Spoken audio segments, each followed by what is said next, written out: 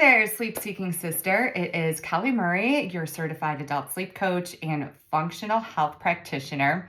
And today I want to set the record straight on some not so good sleep advice that I hear given all the time. And that is to go to bed and wake up at the same time every day. So half of this advice is true. I strongly recommend that you wake up at the same time, about the same time, every single day within a 30-minute range, even on the weekends. And I'm going to explain a little bit more as to why this is true later. However, I don't agree with focusing on going to bed at the same time every night. In fact, focusing on this can actually make your sleep worse, and I am going to explain why. So the reason why I don't want you to focus on going to bed at the same time every night, at least not initially when you're working on your sleep issues, is because there are two different systems that regulate our sleep. I'm sure you're familiar with our circadian rhythm, which is the ebb and flow of cortisol, the alert hormone, and melatonin, the sleepy hormone. So you may not be familiar with the second system, and that is called homeostasis or sleep pressure. Sleep pressure is built as our body is awake and our body releases a chemical called adenosine. And what adenosine's job is to connect to receptors in our brains and inhibit brain function, hence making us sleepy. So how adenosine works is that as we're awake throughout the day, our adenosine levels increase, so our brain activity goes down and we become very sleepy. Our body wants to sleep. And as we're sleeping, what happens is our adenosine levels go down. So therefore, the longer you're awake, the more adenosine you have in your system, the sleepier you are, the more likely you're going to be able to fall asleep easily and stay asleep. Your levels are also influenced by the level of mental and physical work you do each day. And I don't know about you, but my mental and physical activity definitely varies every day. Some days I'm super busy at work and I'm using my brain nonstop. Other days, not so much. The same goes with physical activity. I'm definitely more active on the weekends since I'm not working, I have young kids, and we're spending a lot of time outdoors playing. Therefore, each night, my adenosine levels are going to vary greatly, and I bet yours do too. So depending on my activity level, some days I am exhausted and I want to go to bed between 9:30 and 10. And then other nights I have more energy and I'm not ready to sleep until 10:30. And if I was trying to adhere to a strict bedtime, this could actually set me up for sleep anxiety. So what sleep anxiety is when you start to get nervous about not being able to sleep well. And if you struggle with sleep, I'm sure you've experienced this quite frequently. And the problem with this is anytime you become anxious, your body triggers the fight or flight response. And as a result, your body's going to produce cortisol, the alert hormone, instead of melatonin, the sleepy hormone. Our bodies can't produce both hormones at the same time. It's either going to produce cortisol or melatonin.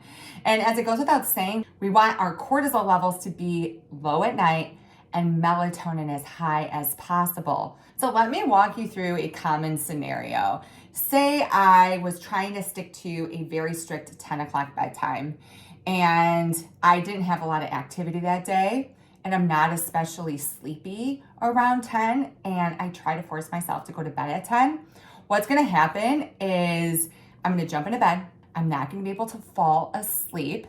And since I've struggled with sleep in the past, it's gonna trigger my anxiety. My body is gonna go into fight or flight, and my adrenals are gonna start producing cortisol. And then I am going to struggle to sleep even more than I would have if I just waited until I felt sleepy to jump into bed. So there's a difference between being tired and sleepy. Tired is just feeling a little worn out, whereas sleepy is when you feel like sleep is knocking on your shoulder and you can't keep your eyes awake. So what I want you to do instead is to ditch that clock and listen to your body. Wait until you feel sleepy to jump into your bed instead of trying to adhere to a strict bedtime, especially if you have trouble falling asleep or staying asleep. The other thing I want you to do is I do want you to follow half of the advice that everyone gives about going to bed and waking up at the same time every day. I do want you to wake up at the same time every day, even on the weekends. The reason why is that your wake up time really helps to set your circadian rhythm. So how our circadian rhythm works, it's the other system that governs our sleep, is that when we wake up and light gets into our eyes, that sends a signal to our body to release cortisol. So we have a nice cortisol response. We're going to have lots of energy, which is what we want in the morning. And then the rest of the day, cortisol is going to decline. That way it is nice and low at night. In addition, when we wake up and get light into our eyes, this tells our body to start producing melatonin about 13 hours later. And if you do this at the same time every single day, your hormones aren't going to be constantly shifting back and forth. So one common mistake I see clients make all the time is that they tend to sleep in on the weekends to make up for lost sleep during the week. And trust me, I understand how tempting this can be. But the problem with it is if you do sleep in, say an hour or two on the weekends, then your whole circadian rhythm is going to shift by an hour or two. And then on Sunday, your body isn't going to be ready to sleep around the time you normally go to sleep. And what's going to happen then? It's going to cause sleep anxiety. And then you're going to end up falling asleep much later than you normally do. And you're going to start the week off overtired. The other thing I see people do is that after a bad night of sleep, they tend to sleep in. And again, I completely understand. I did the same thing when I was suffering from insomnia, but it really ends up perpetuating the situation because if you sleep in, then again, that's going to shift your circadian rhythm. And then your melatonin levels aren't going to be where they should be that following night. And it's going to lead to even more poor sleep. So do yourself a favor, set an alarm for the same time every day. This is really going to help to support a very strong circadian rhythm.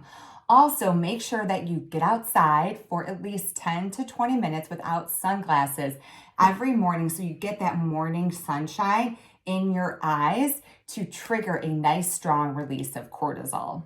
So I recommend giving this a try for the next 2 weeks, and I bet you're going to see a huge improvement in the quality of your sleep.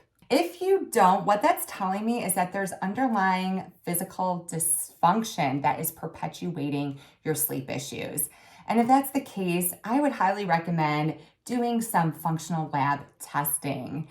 The functional issues that can contribute to sleep problems include gut dysbiosis, parasites, hormonal imbalances, mineral deficiencies, and neurotransmitter issues. You likely have multiple of the above, and I would love to help you uncover this physical dysfunction and rectify it once and for all so that you can improve not only your functional health, but your sleep, because sleep and health go hand in hand. To learn more about working one-on-one with me, head to my website, Kelly Murray Adult Sleep, and you can book a free 30-minute discovery call.